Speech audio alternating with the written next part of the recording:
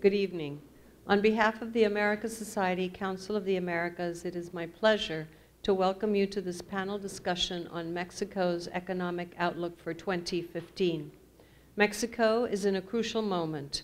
The structural reforms passed by Mexico's Congress in the last 2 years present an opportunity to increase productivity and boost economic growth.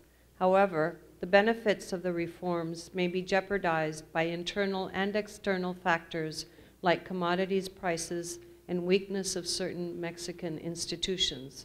It is a pleasure to have with us tonight Alonso Cervera, Managing Director in the Emerging Markets Economics Research Group at Credit Suisse, Gerardo Rodríguez, Managing Director of Blackrock's Emerging Markets Group, and Shelly, Head of the Latin America team in the Sovereign Group at Fitch Ratings.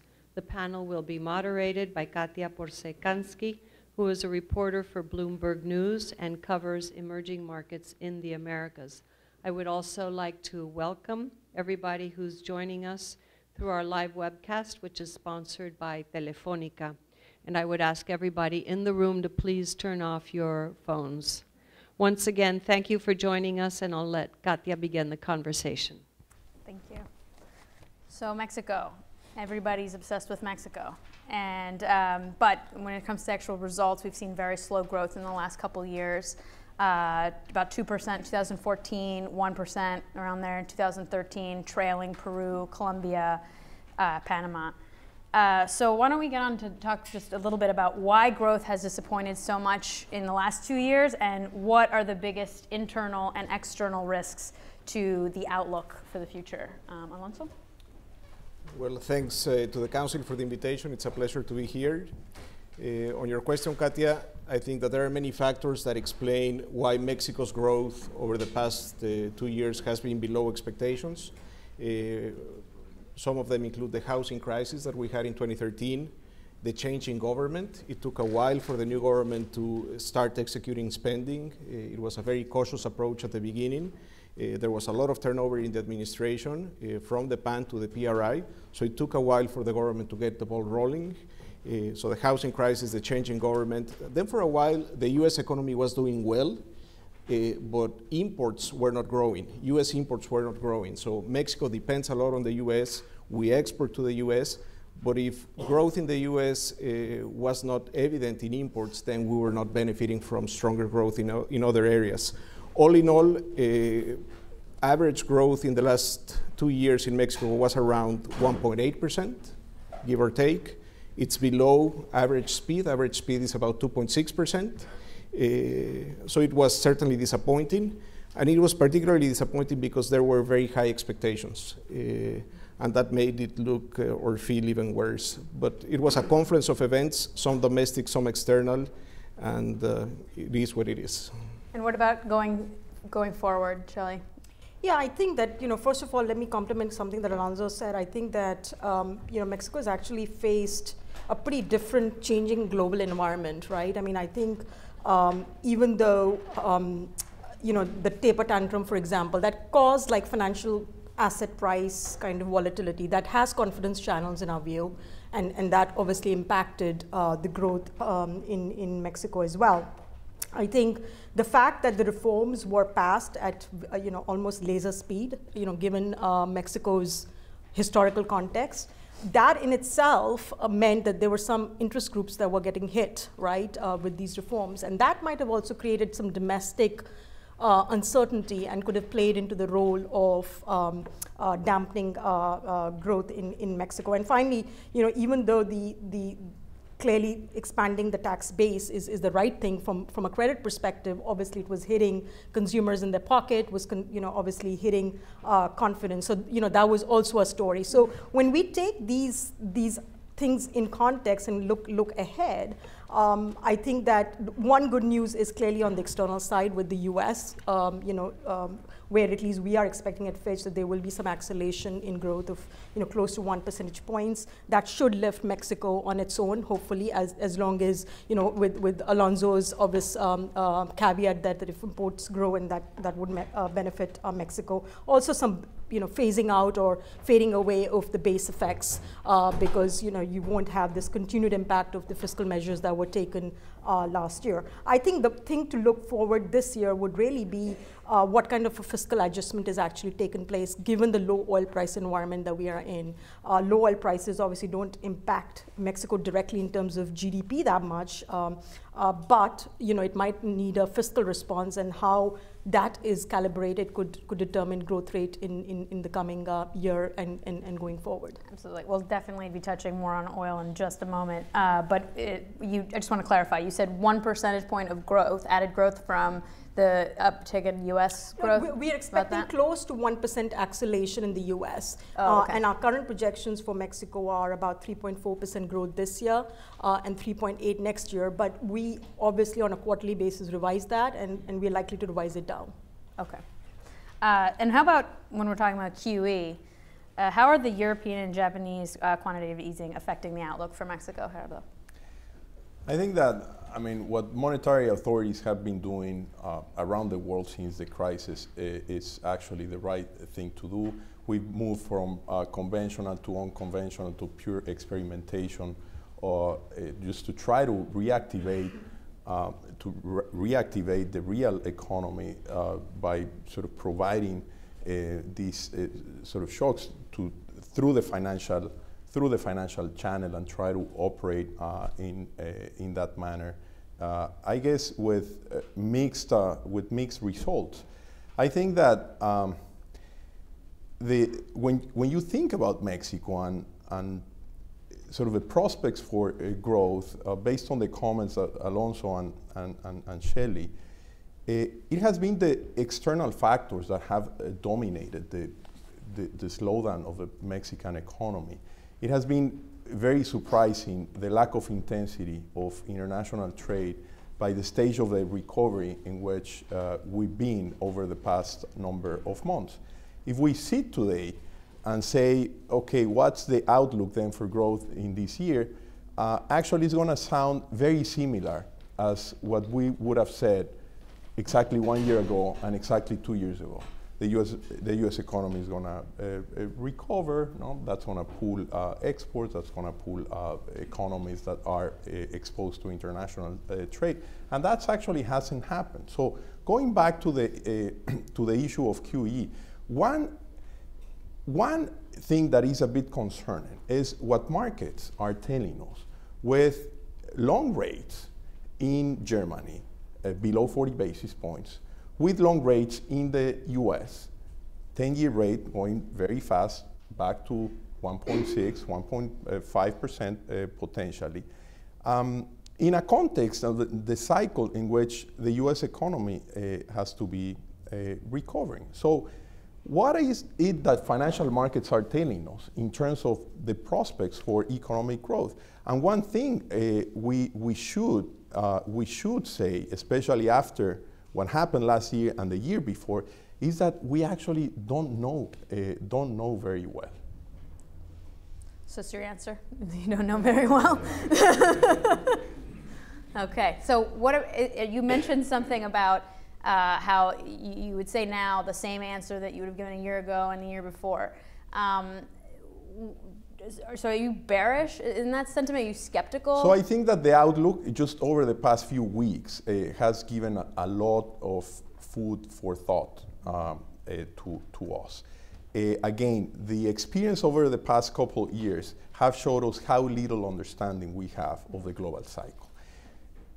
There's a message also that perhaps the technology and the way it may be affecting international trade and how supply chains are assembled much closer to the consumer, requiring a lot less trade for the same amount of GDP growth. I think it's also something that we don't fully understand well, but that may explain this lack of intensity of international trade to GDP growth. So when you put the two things together, what's been going on and whether there's a structural change of trade to GDP and what financial markets are telling us with rock bottom nominal rates, which you may think that they're pointing towards low nominal GDP growth for this year and next. When you think about the two elements, then you wonder if actually that base case scenario, which I would say is our base case scenario also, that the US economy is recovering, is picking up speed, so is the Mexican economy, and 2015 will be finally when through the export channel plus the domestic sources of aggregate demand, finally are going to take the Mexican economy above 3%. That is the narrative that we all have actually, but I think that the balance of risk have worsened just over the past few weeks. Do you guys have a forecast for growth? No, for we don't do any point forward. So when are we going to start seeing the palpable effects of the reforms in economic activity? And this, I'm going to ask all of you. What are your current estimates, given where growth has been, for expected FDI and added GDP growth from the reforms? Well, prior to the collapse in oil prices, I think the consensus view was that the energy reform would add the most to GDP growth or potential GDP growth down the road. So the sum of the reforms we estimated would give you an additional around 1.7 points of GDP. So if we think of the speed of growth of the Mexican economy being 2.6, we thought, okay, with oil prices at 100 and the sum of the reforms, we could think that Mexico could grow at around 4.3 or 4.5%. By what year? Over the medium term, starting in 2-3 years from now. Now, oil prices have collapsed. Now we have to scale down or scale back our expectations on growth, on FDI, on expected FDI. It is very, very bad timing that oil prices collapsed right after Mexico passed the secondary legislation. And just to throw some numbers, when the government launched the so-called Ronda Uno, round one for energy reform, the portfolio of projects that the government announced was expected to yield about $13 billion of FDI inflows per year over the next 5 years. So 13 billion per year. Now with oil prices being 50% lower, with some of these projects no longer being viable, shale oil, deep water may not be that attractive, I think that we have to cut that 13 billion amount by a significant percentage. I don't know if it's 50%, I don't know if it's 40%, but certainly I think the government has to earn a lot of praise, and it has, in terms of the economic reforms that it delivered so quickly, laser speed, as Shelly said. Unfortunately, the world has changed, oil prices are lower, and the impact of these reforms is going to be more modest. I'm guessing probably the cumulative impact of the reforms could be 1 point of GDP instead of 1.7 if oil prices stay where they are. So that would mean a potential speed of the Mexican economy could be closer to 4 but below 4 instead of being closer to 4.5. That's my estimate. And medium term is about 5 years? Medium term is longer than short term, shorter than long term, but medium term is a few years from now, 2-3 years from now. Okay. Yeah, I would kind of echo kind of the same things that Alonso's talked about. I think there's a fairly wide range of growth estimates and potential growth. It's an inherently very difficult exercise to do. And, if you believe the authorities, you would say that they were thinking closer to 2 percentage point jumps from all the structural reforms and with a very meaningful jump from the energy reform. If you looked at what the IMF is saying, then it comes with a more modest uplift to potential growth. And being a rating agency, we obviously try to be, pick the conservative estimate, right? And so we would say that, we would probably in the camp that, medium-term potential growth, probably around the 4% area, is where Mexico could get. Fully agree with what Alonso said about oil prices. I mean, this again, a lightning speed with which the oil prices have fallen, and at what level oil prices and the continued volatility around the oil prices. How will this impact the coming rounds of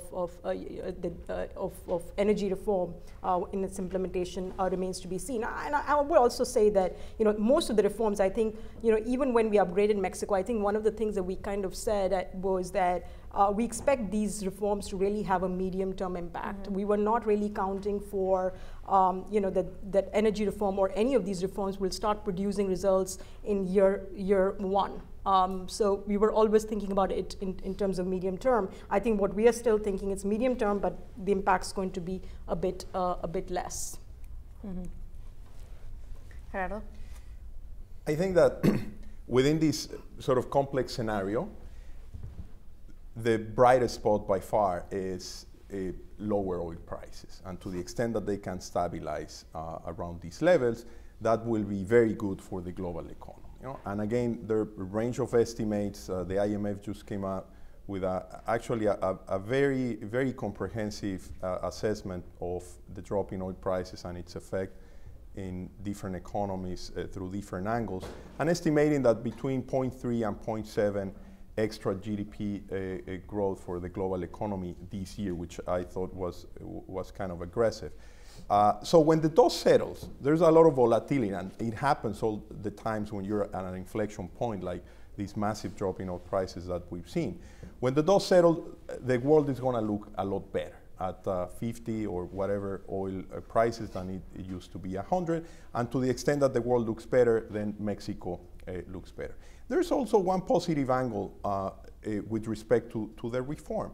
Certainly, I mean, the timing was not very fortunate, as Alonso says, but the drop in oil prices also operates to try to temper a bit expectations and to try to be more reasonable. Clearly, the energy reform is the dominant narrative for the Mexican economy, will continue to be for the years to come. There are not many places in the world of emerging markets in which you're seeing these type of transformational changes, and that's very good. And the world should commend Mexico for taking this type of leadership. Now, implementing that and getting it right and getting all the components institutional and project-wise right is actually something very hard. And I think naturally it's going to take longer than what people may expect, just because there's so many new things to do and not enough expertise to execute on that. And you're going to have to be learning by doing. Of course, you can import technology on the legal side, on the contract design side. You can import technology on the project execution side. But it's not as easy as just importing and implementing. There is a much more complex process of absorbing that knowledge and making it a part of your base of capital, of the stock of capital in order to grow faster and increase productivity. So all in all, I think the effect of the reform is relevant for the next 20 years of Mexico. I think we're going to see evidence of, say, in terms of faster GDP growth, very slowly and very gradually, perhaps starting next year. And we just should be aware of that. If the drop in oil prices is sort of a wake-up call for that, I think that's also a good thing. And just, I think the most recent FDI number I could find from the government was they expect 50 billion in FDI by 2018. Would you say that's, as positive as you are about everything, would you say that's a high or a low number?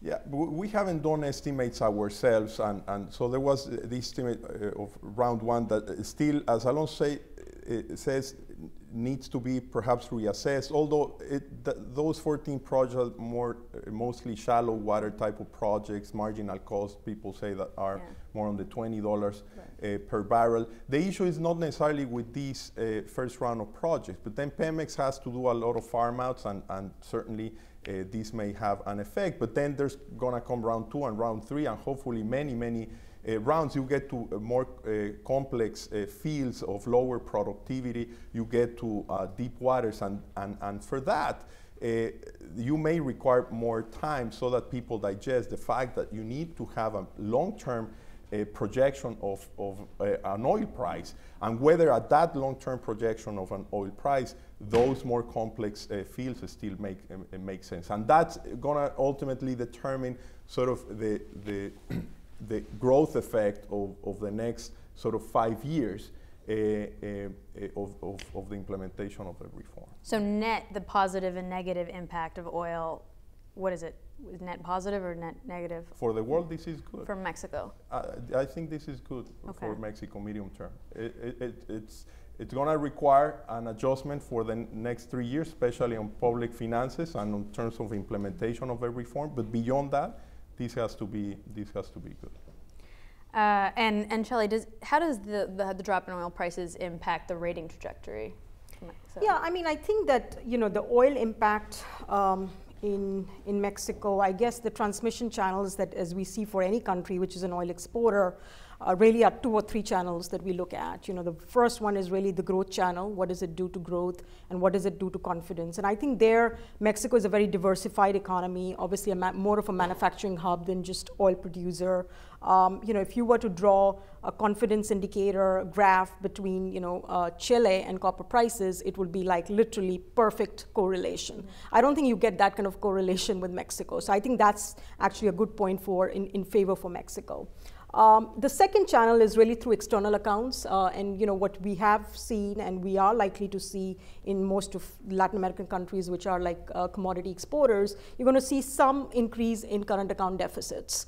And that probably is to be expected in Mexico as well, but I think here we would say qualitatively Mexico is in a very different position because its macroeconomic imbalances still are very low and moderate.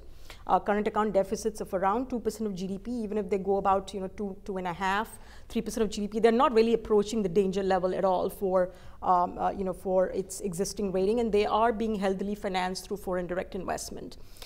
So that leaves the fiscal exposure and the vulnerability, which has been incorporated to some extent in our rating already, because when we look at Mexico and compare it with its rating peers, one of the areas that Mexico looks relatively weak compared to its rating peers is exactly public finances. And this comes from some very structural weaknesses in terms of narrow revenue base, very high oil dependence of fiscal income, as well as very limited fiscal buffers. So in response to your question, I think, yes, with the oil prices going down, this year obviously is less of a concern perhaps because of the oil hedge for the federal income, and also with the depreciation of the currency that also helps with the fiscal income. Probably a little bit of an issue for states and Pemex itself, which is not hedged.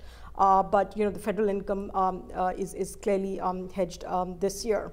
I think the real challenge will probably come next year because if we are in this low for long kind of oil environment, then it's very clear that Mexico will not be able to hedge its buy an oil hedge at the current prices, or any current prices meaning higher prices that it did close to budget price in 2015. It'll have to go at a much lower level, and that by itself, by the nature of that, means there'll have to be a fiscal adjustment, whether it's on revenue or spending. That remains to be seen, but clearly it seems that this administration has been focused on giving this message of tax certainty. They've done a tax reform. That tax reform is going to get phased in over the next few years, and the focus will have to come on the spending side. So I think to respond to in terms of what does it mean for the rating, I think it'll really depend on the policy reform. Policy response of the administration on how to tackle the fiscal situation that's going to become a little bit more challenging going into next year.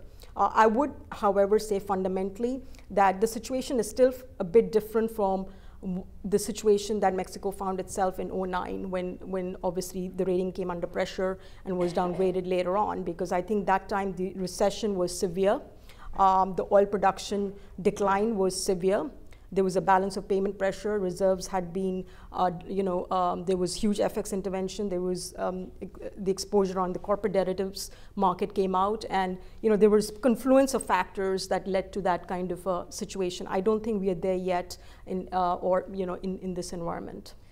Back to public finances in just a second. Gerardo, why doesn't Mexico have a multi-year currency hedge? Oil price hedge? That comes from the annual nature of the budget itself, and that's a constitutional design. That's how countries sort of work. That's a regular stuff, and actually the budget itself contains certain rules of what you do with the windfall itself. So everything points towards thinking of the fact that you can just protect from a downside of oil prices in a given year. Ultimately, I mean, destiny gets to you, say, beyond whatever tools that you need to, that you could use. Ultimately, to the extent that lower oil prices are going to be there, you have to adjust. This is a way just to smooth out the adjustment over time. Okay. But it's not just a question of having a hedge this year. I think the hedge is about 70, in the high 70s. There's also clearly a lapse in production, right? I believe it's about, Pemex is producing a little more than 150,000 barrels less of what they expected. So with the current mix of $38 for Mexico, they're selling almost $6 million less per day. So it's not just about the hedge, right? They're clearly going to be impacted this year. Well, yes, to some extent. I think that the most important aspect is what Shelly sort of said, which is a policy reaction function to adjust to a new world of low energy price and potentially lower production until you sort of get it up with the reform. Now this year is going to be a complex year because it is an electoral year, of course, and also not much talk has been around, but also states and municipalities face a fiscal shock with the drop in oil prices. And that's not part of the traditional hedge that the federal government does. So there needs to be an adjustment there as well, or there needs to be a solution for that, which would need to be implemented starting this year. And there are like different ways to accommodate that. So there are many things going on in the country, and sort of the way I view it is this struggle between the sort of medium-term picture, which is very powerful, and the narrative of the reforms is intact. But then you have the short-term reality, which is actually not good and hasn't been good actually for the past couple of years because of the reasons that Alonso explained and the cyclical dynamics that is sort of improving, but then you have oil prices dropping, and that forces an additional adjustment. So how to reconcile this medium term with the short term, that's a policy challenge that the government will have to deal with this year and next year. So what are the budget cuts that we may be seeing? El Financiero reported that Peña Nieto approved the budget cuts this week. They should be announced shortly. What can they cut? What are they likely to cut? Some of the expensive spending, the projects that the profitability of these projects are even in doubt. The high speed, the bullet train, for example. So where do you see opportunity for cuts, and what do you think are going to be more likely? Well, the newspapers are reporting that the number that the government has in mind in terms of spending cuts is near 1% of GDP.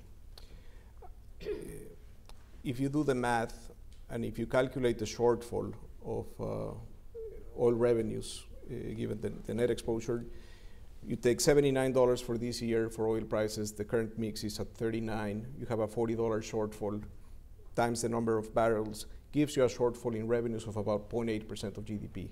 So a ballpark figure of 1% of GDP sounds reasonable. It is not easy to cut spending by 1% of GDP.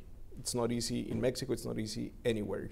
And what I would expect is the government to look for a mix between current expenditures, day-to-day expenditures, and CapEx, investment spending. I think some of the state-owned companies are going to suffer. Pemex is likely to suffer a lot. Pemex is not hedged, and Pemex is still selling dollars at 39.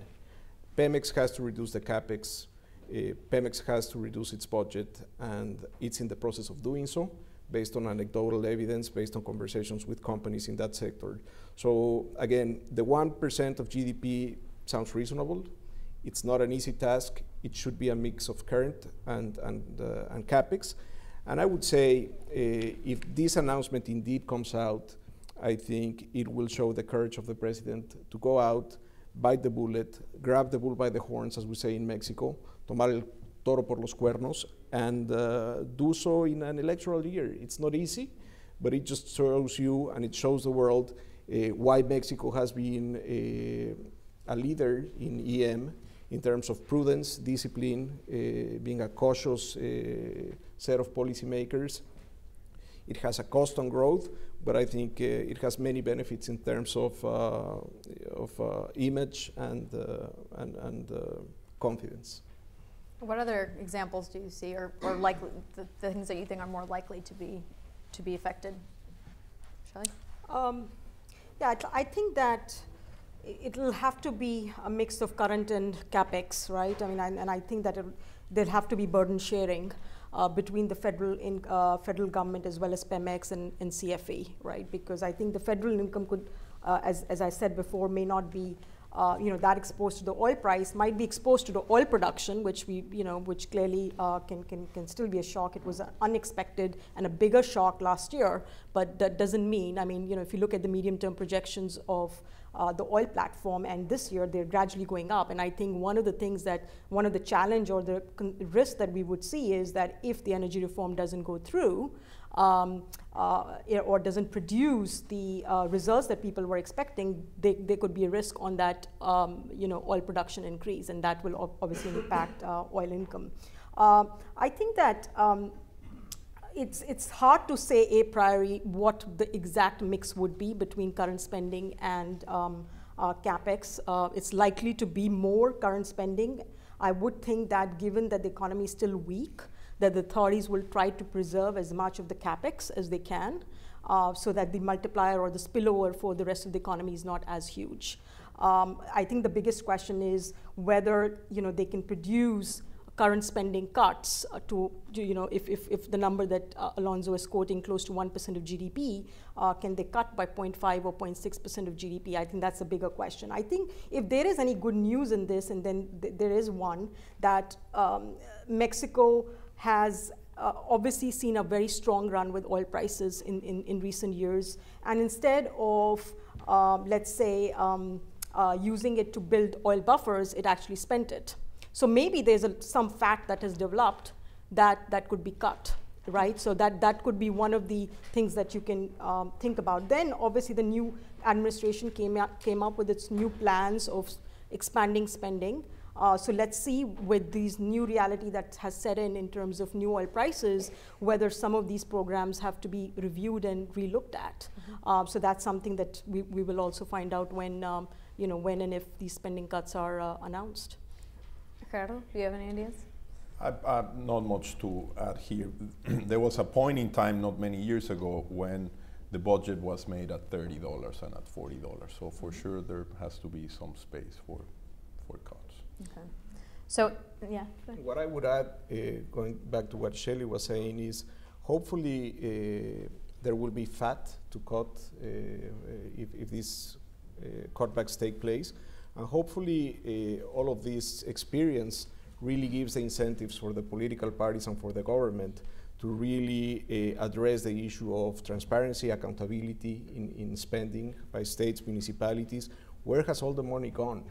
I mean, we have had huge oil windfall going back to 2000 for most of this period. And government spending has ballooned. And really, as of 2015, it is impossible for us to track spending by states, municipalities. We know that the government disburses, the federal government disburses the money, but we lose track of where the money has gone. So hopefully this very painful decline in oil prices will give the incentives to the government, to the political parties, and to society to say, okay, it's time to open up the books and let everyone know where the money is going. So do you even know what examples of that there are, or it's super opaque? And it's opaque, and I would say some of the media reports covering some states and municipalities are very disappointing, in terms of the excesses that some of these local governments incur in, and hopefully that will stop. So let's assume oil stays at about 45 a barrel for a while, for the foreseeable future. Do you think that's going to affect investor appetite in Mexico? Now, I mean, like we were talking about before, it's just been a series of disappointments, and Blackrock, PIMCO, everyone's been obsessed with Mexico, super bullish, very little payoff, very little to show for it.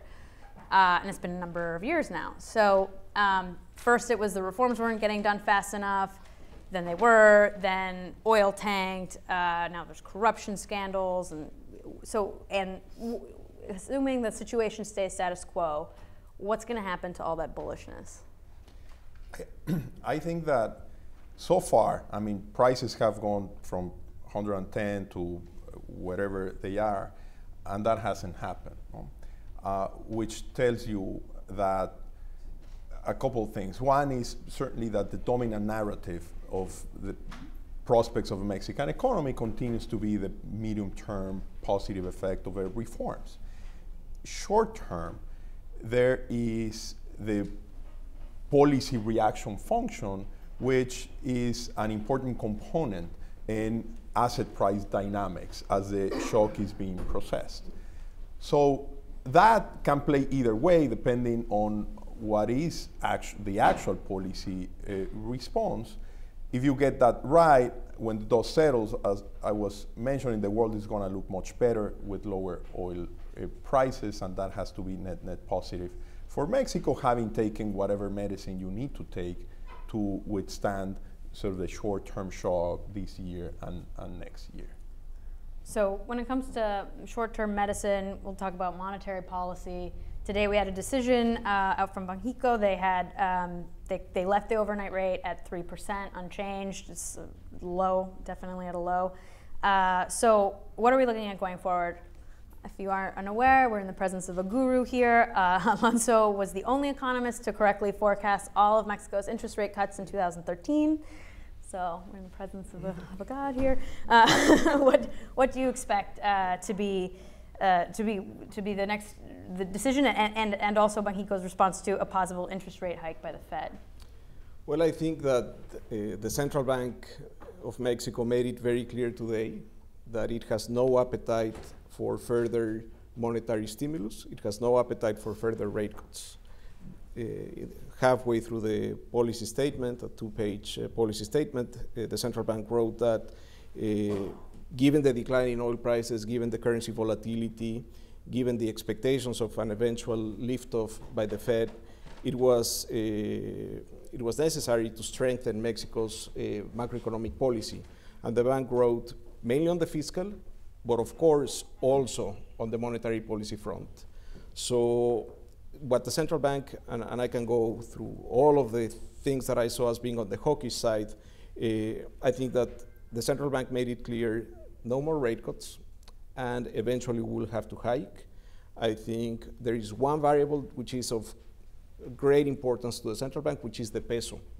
The peso is never or rarely very explicitly mentioned in the policy statements when there's a change in monetary policy, but we know that the central bank follows the peso very, very closely.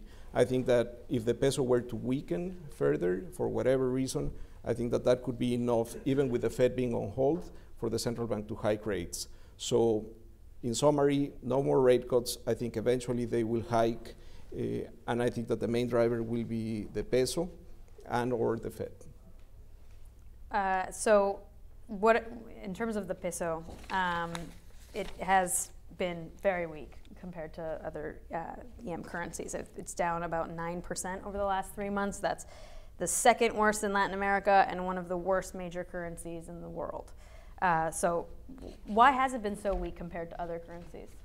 Well, I think clearly the drop in oil prices is a material shock. And the variable that adjusts is the peso. The buffer is the peso. And if you're an oil exporter like Mexico is, if you had all these high expectations about energy reform, if prices go from 100 to 45, someone has to give. And that has been the peso. I would add that the authorities in Mexico, the central bank and the Ministry of Finance, put together in the Foreign Exchange Commission, are very hands-off in the sense that they don't intervene in the currency. They watch the peso closely, but they don't panic, and I think it's a good thing. They let the peso adjust, but I think that some investors abuse that passiveness, if you will, by the authorities, and then we have such a liquid currency. The peso is such a liquid market that any investor knows that you can pretty much sell the peso or buy the peso 24/7.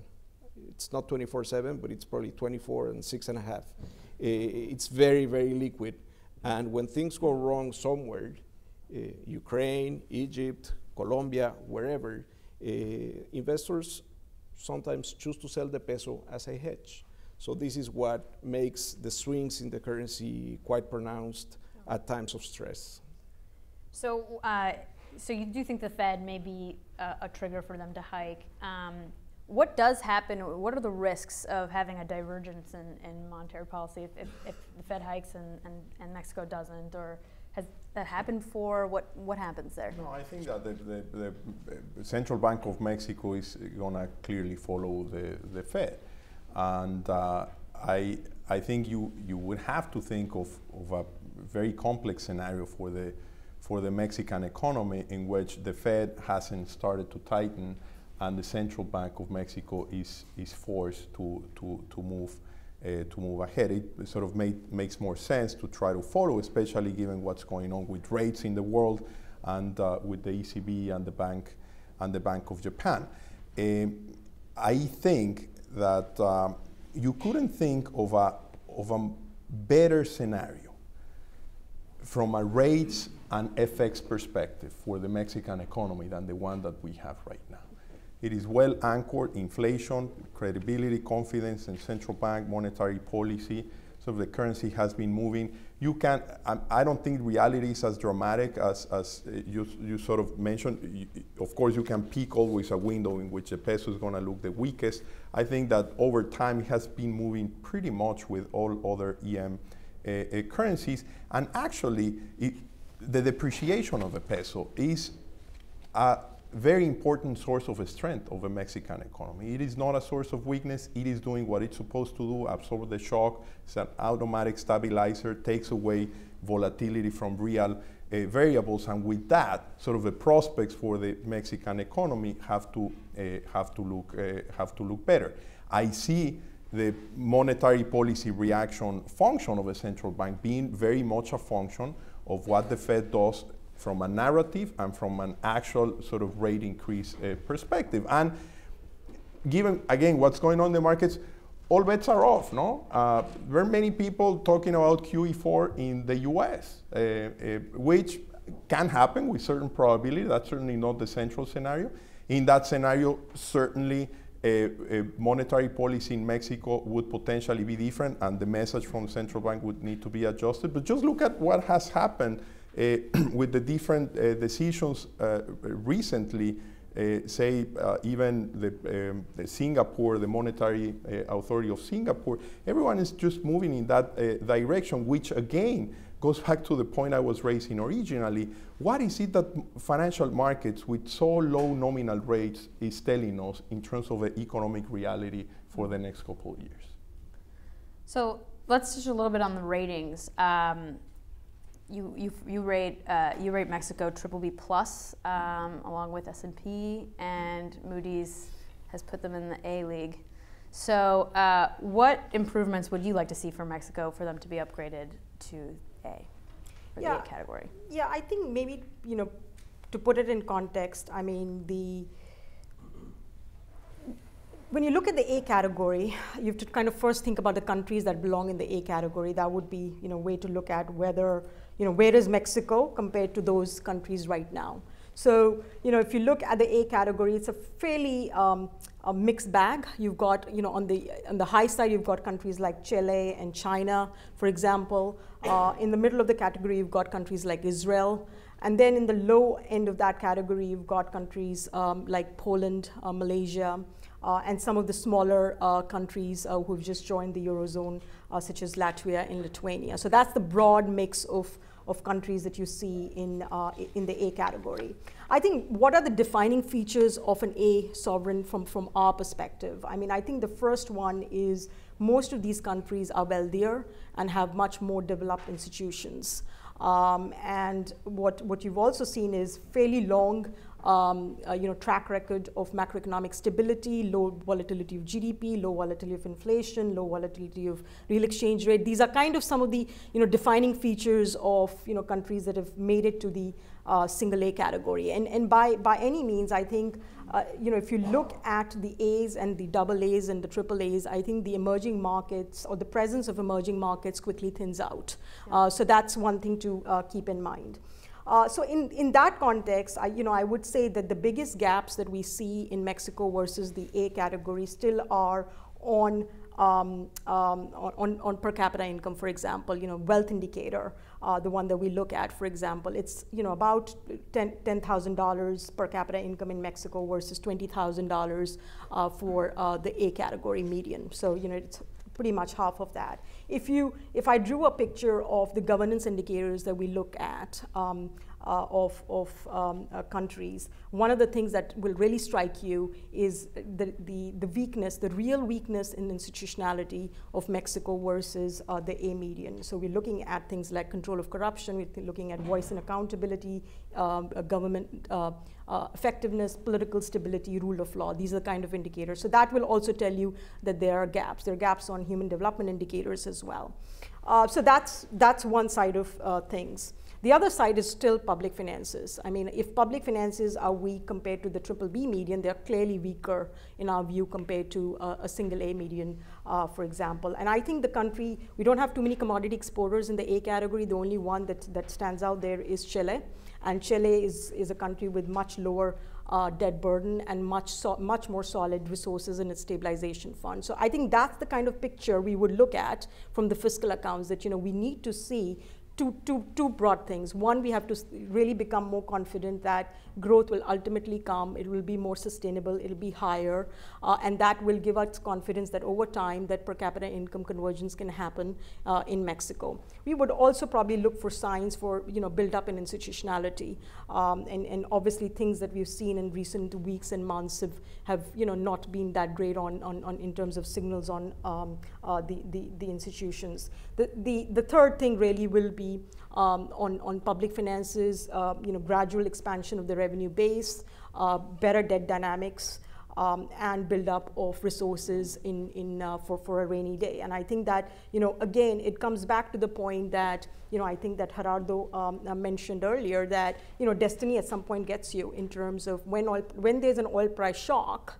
We want to be able to look through in our rating, like, with some certainty that we think that Mexico can stay at that rating level. If we were in the A category and comparing Mexico to some of the other A-rated sovereigns, I think that, Mexico may not stack that well at that point. So I think we are going to look through the oil price cycle if we can. So that's why I think building resources in the stabilization fund is something that we'll also be looking as well to boost fiscal flexibility of Mexico.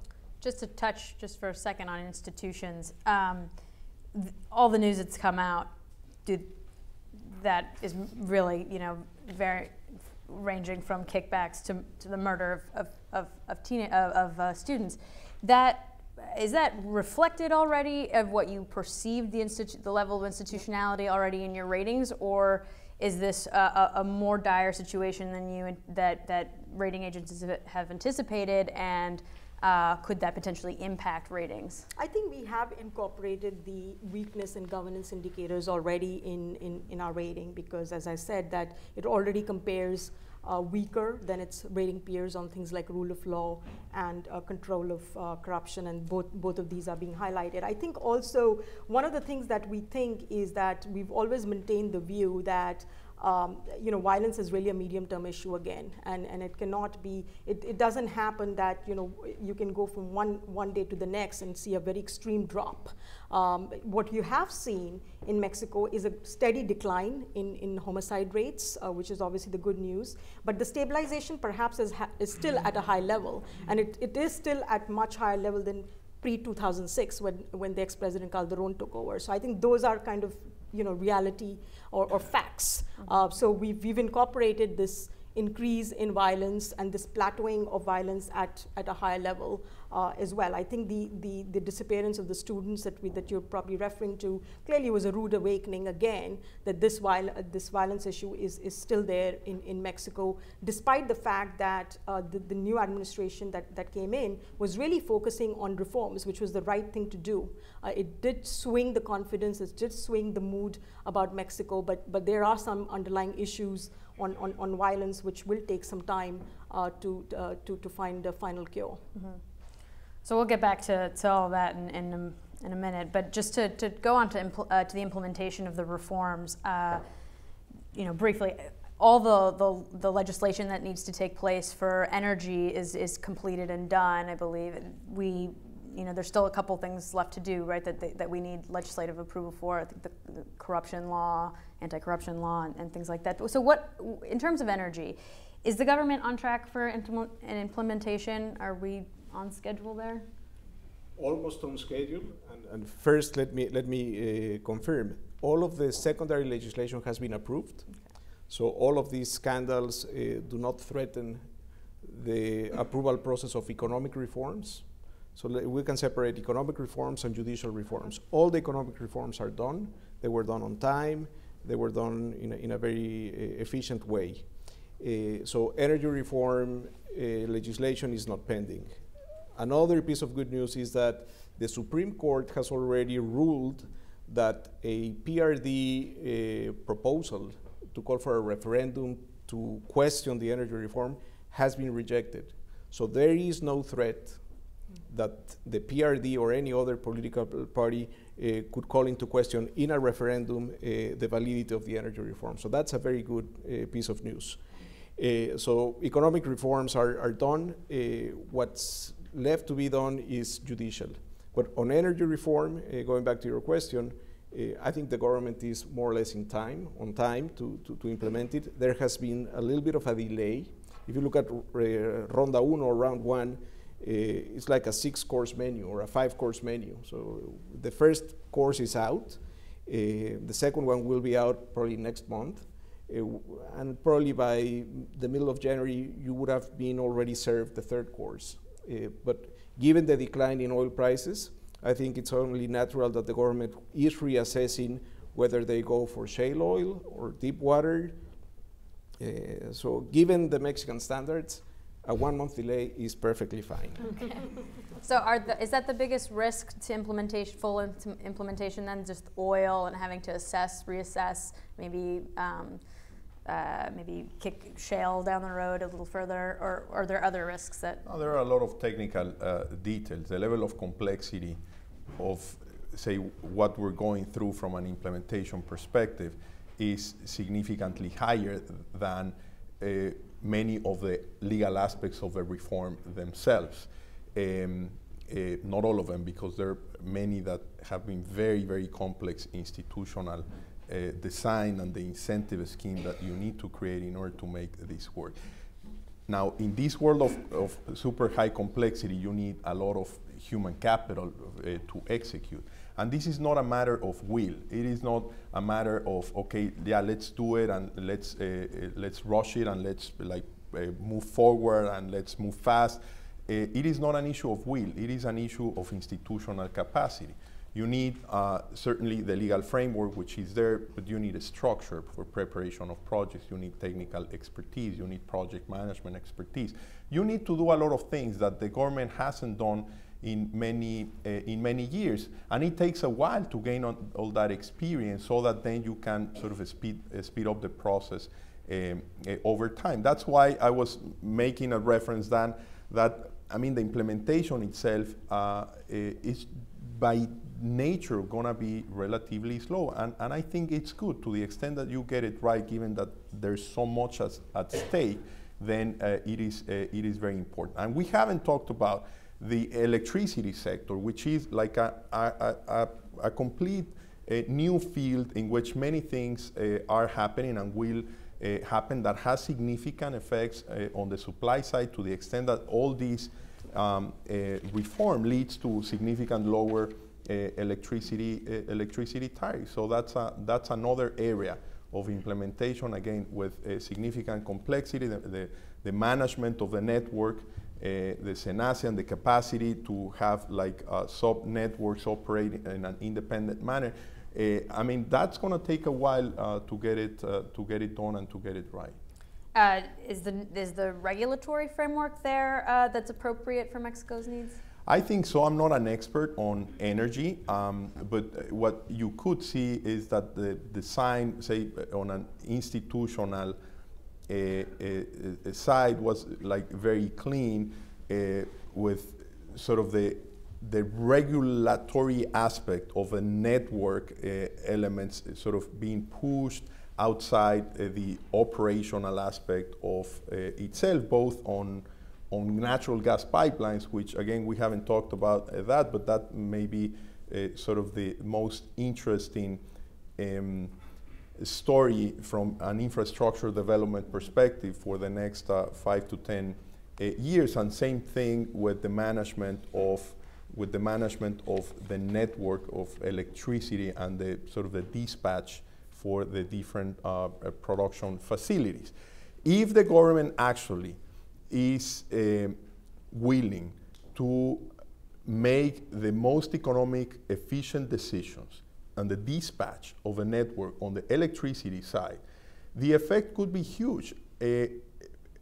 CFE, the state-owned company, is so inefficient in the way it operates and the way it produces energy, just because, I mean, you got a lot of coal and fuel oil, that if you can substitute that with cleaner and cheaper energy, the effect could be faster, and the effect, the positive effect for the economy could be huge. There are some estimates that the cost of energy in Mexico is like 86% higher than that in the US, and that's what industry has to face. So just imagine that you can reduce that electricity bill for manufacturing companies that are already somewhat competitive in the international context. This could be something really, really important. So in terms of inefficiencies, irregularities, Reuters reported earlier this month that Pemex disregarded signs of fraud and irregularities in its contracts, including several million in contracts to a man tied to the Zetas cartel. This is, I think, a great example of institutional weakness, both by Pemex in ignoring the Federal Audit Office and the failure of the technically independent regulators at Pemex. Is this at all going to be impacting interest from foreign companies? Or in their mind, are they like, well, Mexico's troubles are preferable to those that we would experience in other oil-producing countries like Nigeria or Venezuela or the Middle East? I mean, is this something that oil producers often face or expect to face when entering an oil-producing country, or is this a negative? Alonso? Well, what we heard repeatedly over the last few months or quarters by oil companies or energy companies was that they were excited about Mexico opening up the energy sector.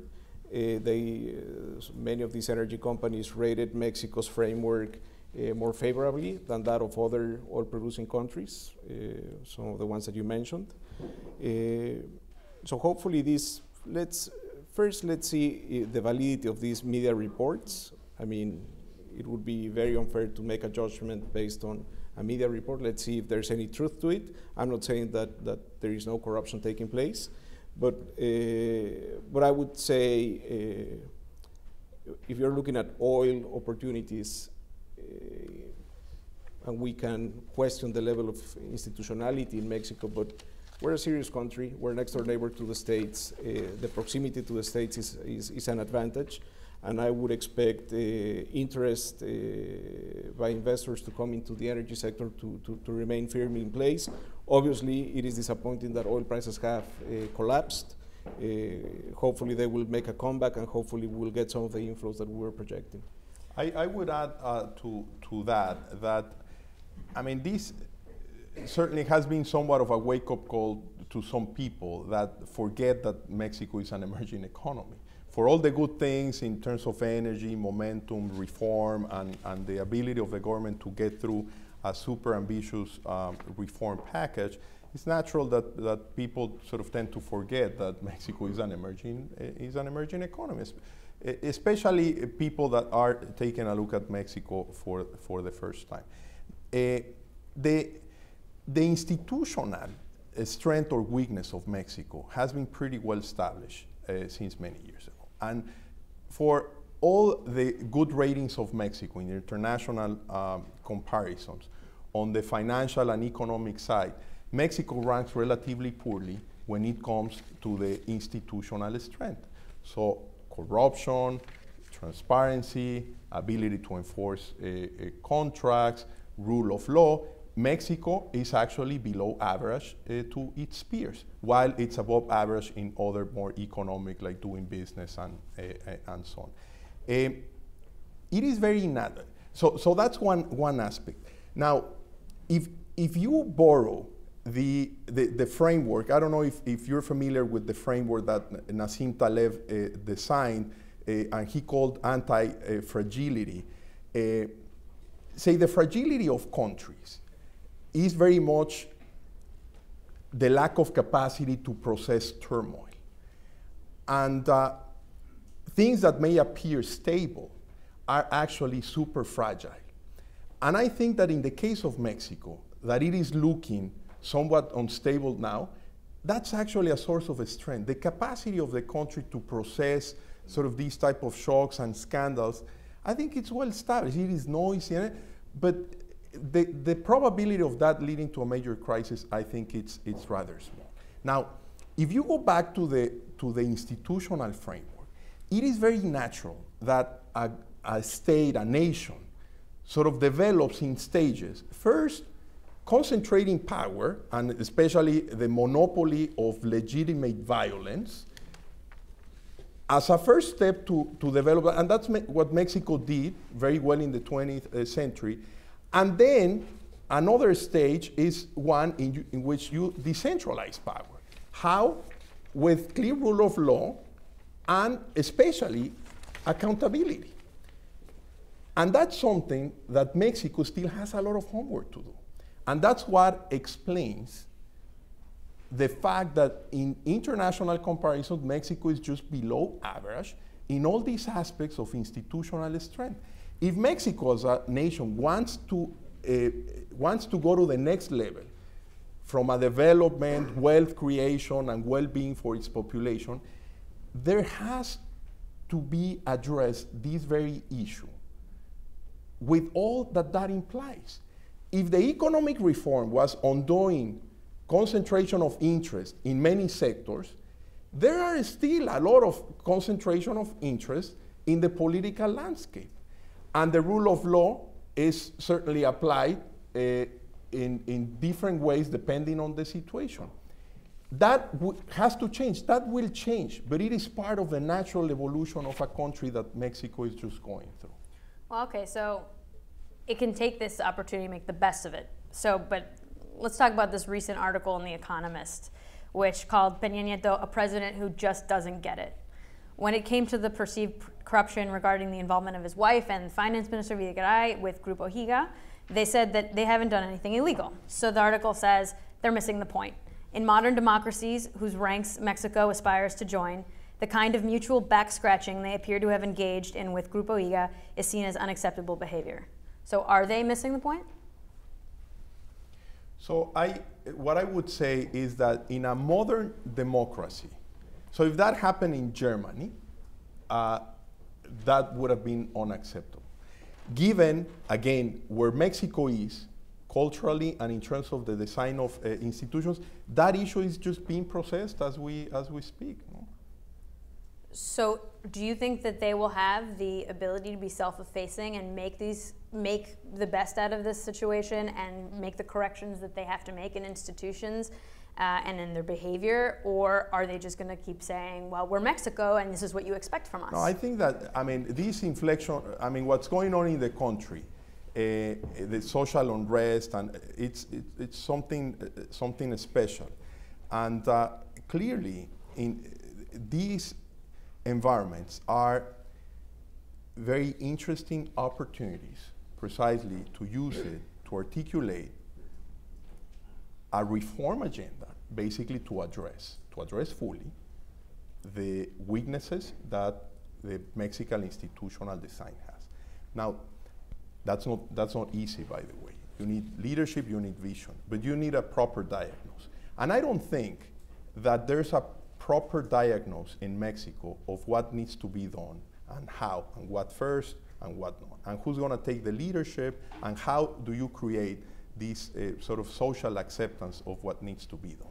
When you talk about energy and when you talk about telecom, that struggle was processed over the previous 10, 15 years, in which it was very clear that something needed to be done. And from a technical standpoint, there were many opinions, and sort of the issue was discussed significantly and was assimilated socially, so that the government used precisely all that to articulate a super powerful reform. The way I view this is that ideally you want for that to happen in sort of the concept of rule of law, corruption, institutional design, institutional strength.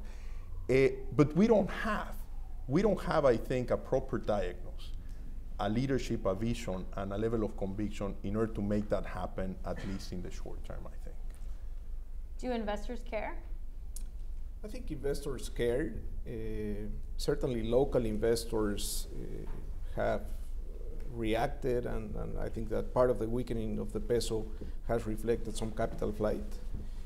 So local investors who understand the very fine details, they're well aware of the issues, and it's not something new to them. I think that foreign investors, I think everything is relative.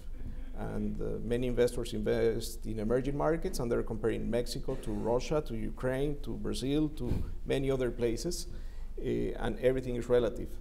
I think I'm starting to get more and more questions about these type of issues, but no one is panicking. And if you look at the performance of, let's say, the Mexican fixed income market, the performance of the equity market, certainly investors are staying in. They still like the prospects, they still like the story, but they're aware of the issues. And I would say, along the lines of what Gerardo was saying, I really hope as a Mexican that the Mexican political class, that the society, that the media take these scandals as an opportunity to move forward, to present a meaningful set of judicial reforms. I think that President Peña came into power with a very clear vision regarding the economic reforms that had been diagnosed for the past 10, 12 years, but probably the judicial reforms were not thought about with the same level of detail. I think there has to be a great sense of urgency to get them done, but that doesn't mean to rush them and to do them without care. I think that if Mexico is going to prosper, and if Shelly and all of us meet in 5 years and Mexico is a single A rated country, it will be because of judicial reforms, not necessarily economic reforms. I think judicial reforms will have to be a key component of the story. And if we want to get there, I think this is a very good starting point. So Mexicans on the street they seem to be fairly fed up with some of these rule of law issues. And particularly, as we mentioned before, the horrific case of the 43 students who were rounded up by local public authorities and then handed over to gang members to be murdered. So how does that failure to get it that we mentioned before by the authorities come into play here on the higher level? Because by failing to address the relatively more innocent issues like kickbacks, are they not promoting a culture that eventually leads to this kind of abuse and terror? Gerardo? So I think that for all the drama that that is associated with the loss of human lives, this episode, dramatic as it was just a manifestation of what we just discussed before, with the added complexity, or with the added weakness of going to the state and to the municipal level. So unfortunately, there's a lot of very similar things happening as we speak in Mexico. The issue of violence, it is a complex phenomena. You could argue the aggregated data of violence show that there was an inflection point and that numbers are improving. But there's still a lot there going on, which is clearly unacceptable. And that's something that unfortunately you cannot change overnight. It requires a significant change in institutions, but one that would lead to a change in culture. We should not lose the capacity to get surprised by these type of facts and actually use it, as Alonso was saying, as a way, as an excuse, as a wake-up call to start addressing that the political class, I mean, this has not been a priority. I'm not a lawyer myself, but if you think about only when the Supreme Court became autonomous in Mexico, it was actually not that long ago. It was during the administration of President Cedillo. And I think that after that, there hasn't been the vision, leadership, diagnosis to come up with the proper steps just to make the judicial system much more efficient and to bring accountability to the table as a value that is well accepted and adopted by society, and ultimately reforms and changes the culture and strengthens institutions.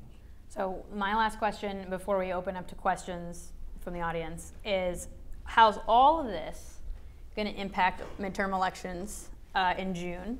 That's when voters will vote an entirely new lower house of Congress and 9 governors. How much is riding on these elections? How are they going to be impacted by everything that we just discussed? And what should we be focusing on? Well, all of you can answer. Yeah. Well, I think that the impact on the elections that will take place on June 7th, the impact from the downturn in economic activity, the impact from these scandals will probably be one in which we will see high abstention rates. I think participation is going to be low.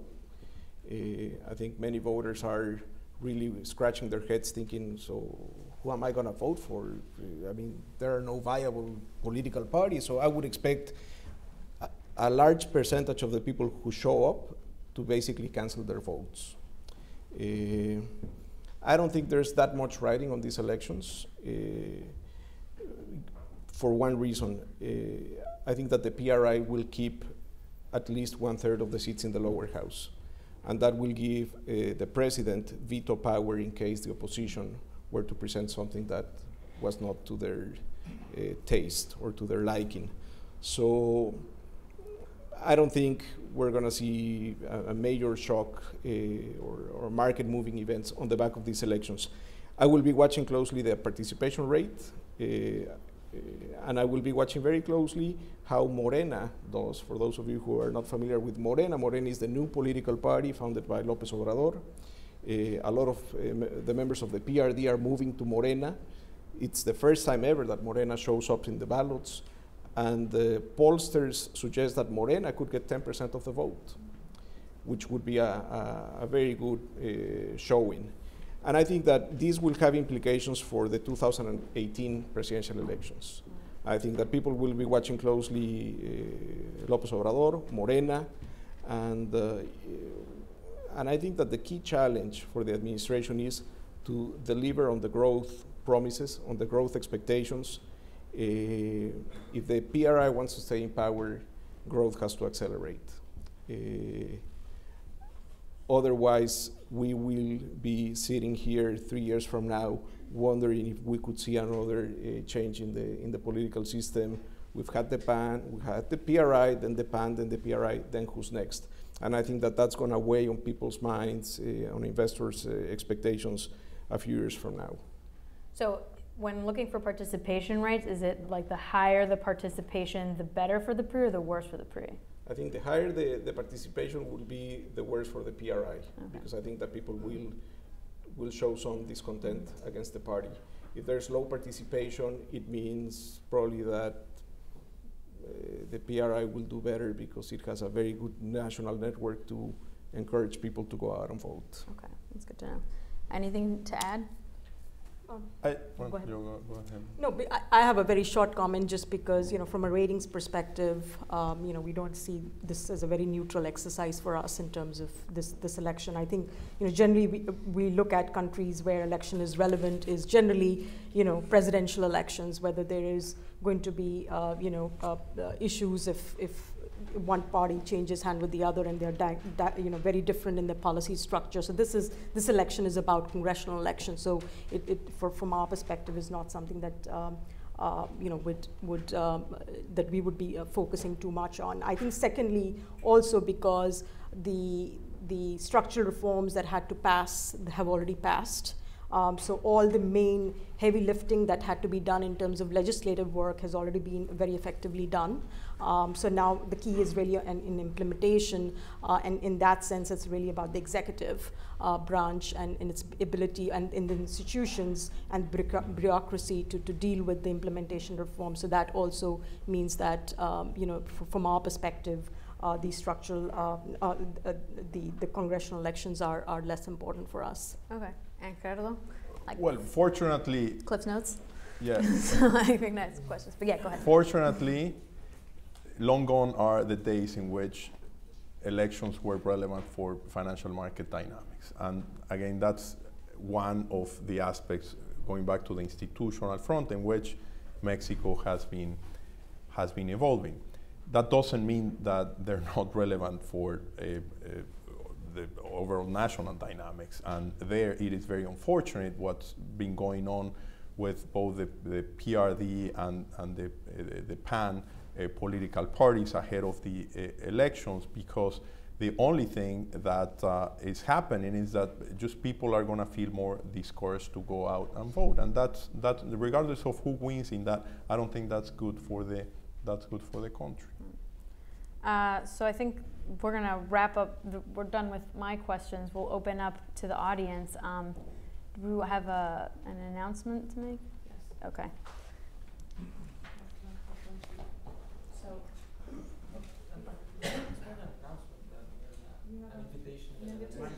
It's a message, right? So before we open this up for questions, we have a guest with us this evening, Narciso Campos, head of Banking, Savings, and Securities at the Ministry of Finance, and he wants to say a few words. More than a few words, I would like to make an invitation to all of those present, and now that we're discussing the important issues of Mexico. Tomorrow there will be a conference call on the public finance results of 2014 and the fiscal outlook for 2015. The conference call will have the participation of the Undersecretary of Finance and Public Credit, Fernando Aportela. Prior to that, the Secretary will make a message at 10 a.m. The numbers, the time for the conference call will be 1:30 p.m. Eastern Time, and the numbers for the conference call will be available at Hacienda's webpage. So that's... Its announcement is at 10 a.m. local time, or? 10 a.m. local time. Okay. Okay. Go ahead, you're first. We have about, by the way, 9 minutes for questions, so. Okay. All right, my name is Fernando Sotelino from Columbia University. Congratulations, great panel. Quick question, perhaps could be a panel itself. But if we look at this Mexico in March to an A, My question is regarding the importance of the domestic credit markets. As you all know, bank loans to GDP in Mexico are around 20%, about half of what they were prior to the tequila crisis in '94, about a third of what they are in Brazil, about half of what they are in Colombia, 1/4 of what they are in the A in Latin America, Chile. My question is, A, is this important? And B, is it going to change and how?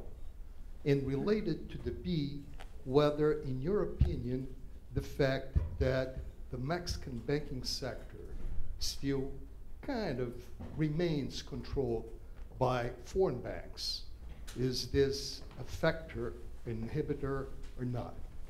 But domestic credit markets, aggregate demand, growth, institutional aspects.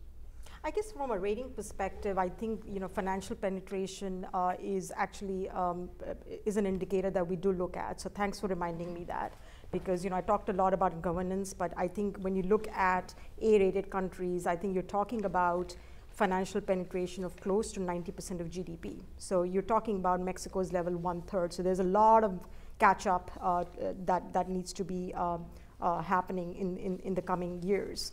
Why has credit not grown in recent years as fast as perhaps some other countries that you noted?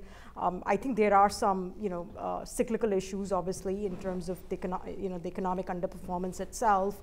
Slow growth, that obviously means slower credit growth. You've also had very relatively weak growth in real wages in Mexico as well. So that also dampens consumption demand and hence credit demand. I think obviously there are structural issues that will really take a long period of time to kind of sort themselves out. Here we're talking about very high level of labor informality, for example, in Mexico. So that also hinders credit penetration.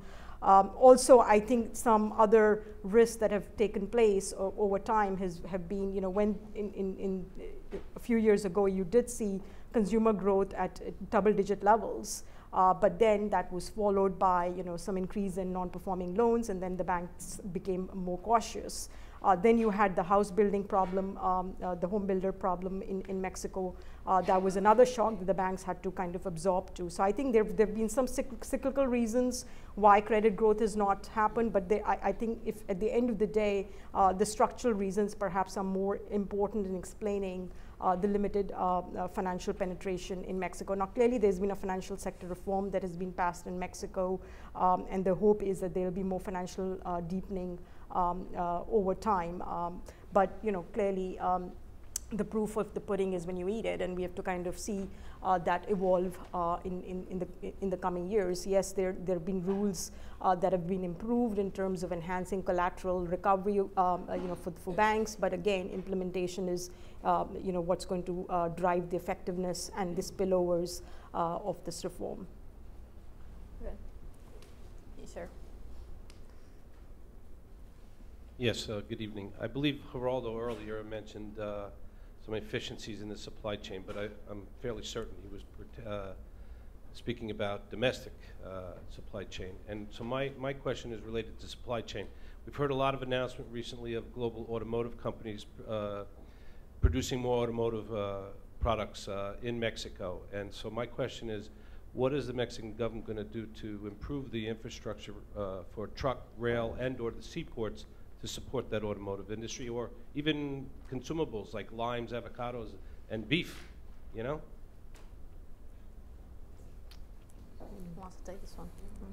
I say from an international trade perspective, I think that, so when you look at the evolution of volumes, export volumes, they grew at an exponential rate, and actually sort of the system was able to process all that in a reasonably good manner. Of course, I mean, the infrastructure could be better, especially on the ports and roads side.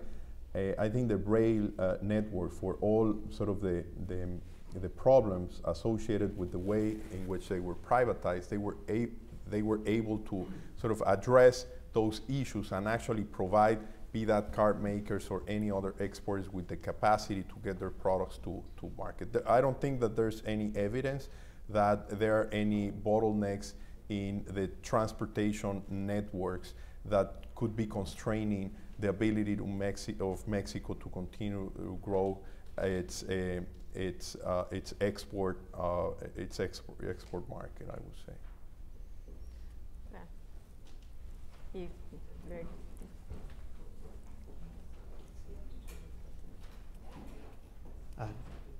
Dan Wilson from Zemi Communications. Thanks again for a very stimulating and broad-ranging discussion.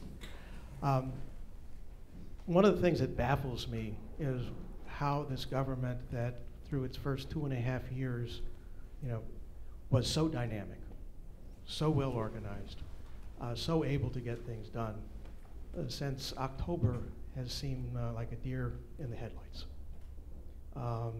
And certainly, there was a positive confidence shock at the beginning of this administration, and it's now been, largely erased by circumstances. What would be the one or two things that this government could do that would be the most important for creating, a new positive shock to expectations? I would say launching a meaningful reform agenda on the judicial front.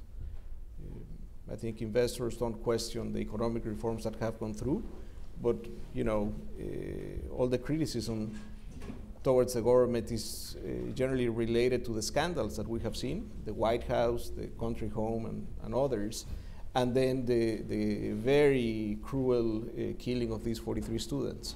So how does the government address these issues with true long-lasting reforms? So if that's the solution, it's not an overnight solution. They have to think about it, they have to make the diagnosis, and they have to launch it and process it through Congress. To me, that would be the trigger for a better sentiment towards Mexico. There's nothing we can do about oil prices, but there's a lot that we can do about strengthening the rule of law, strengthening the institutional framework, and I think that that's the main challenge ahead of us.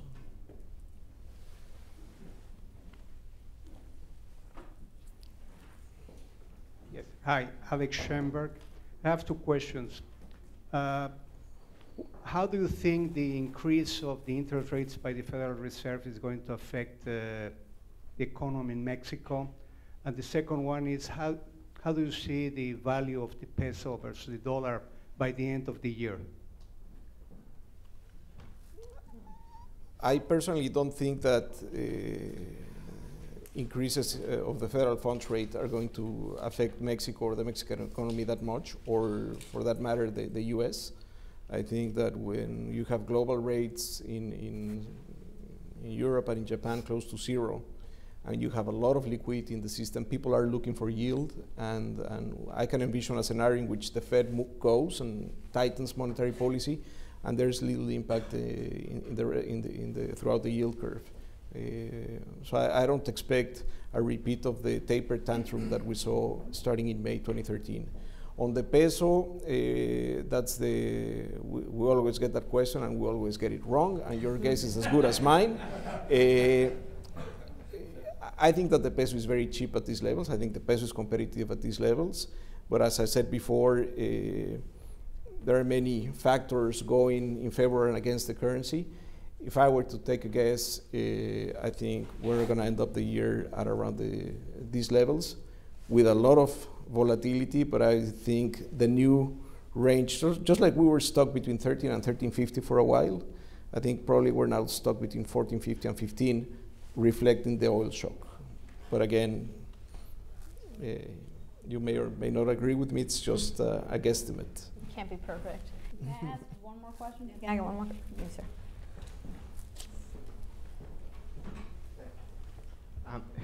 Hello, my name is Alejandro Zárate. I would like, my question is also regarding all this topic of corruption and violence we're living in Mexico. And before you were talking about what would be the benefits on GDP of the energy reform? And my question would be, what is the opportunity cost on our GDP growth of the current situation in terms of violence and corruption at all levels? You were mentioning also about the opacity at municipal level, at state level. Sure. So what's the cost to our economy of that? Unfortunately, the problem with violence has been going on for such a long time that a couple of years ago, INEGI said, okay, let's try to measure the cost of crime to the economy. And so they did. They do this biannual survey on Mexican firms, and the cost of crime to GDP via investments or lack of investments is about 1% of GDP. So if average speed of the Mexican economy or trend growth is 2.6, it could be 3.6 if this was a safe place. So it's a huge cost. This is, I mean, we're talking about criminal activity, and criminal activity encompasses corruption, kidnappings, extortion, but it's a huge cost to the economy. I mean, growth could be almost a third higher if we didn't have this problem. And again, it's only very unfortunate that this has been going on for such a long time that INEGI one day said, okay, let's stop guessing what the cost is, let's measure it. And they have measured it already twice, in 2011 and in 2013. The results are out, you can check them out on INEGI. If you give me your card, I can send you a couple of reports that I've published on this. But it's a big issue, let's not deny it, and hopefully that will change. Okay, on that note, thank you very much, everybody. Thank you, panelists. Good job.